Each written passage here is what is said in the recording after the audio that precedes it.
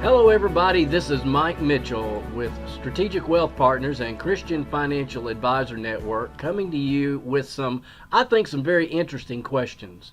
Let me ask you this. When it comes to yield, when is it possible for a 6% yield to actually be an 8% yield? When could an 8% yield actually be almost a 10% yield? Or when can a 4% yield be almost a 6% yield? Now you might be asking yourself, Mike, have you just lost your mind, or is this just funny math, or what?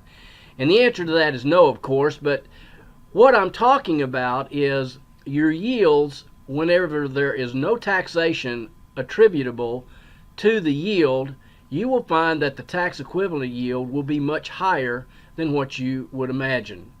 For example, if you are in a 25% tax bracket, a 6% yield after tax is actually a tax equivalent yield of approximately 8%.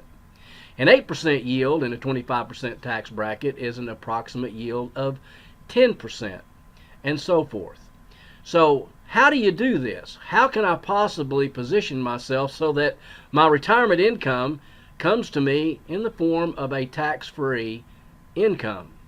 Well, probably the top of mind answer would be, well, I'll just set all my assets up into municipal bond portfolios and I'll ladder those portfolios and I will have essentially tax-free income.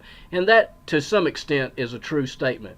However, there are other more flexible, more liberal, more interesting, and what I would say are out-of-the-box strategies that can help you take assets and position them so that you could have those assets in retirement in a tax-free environment.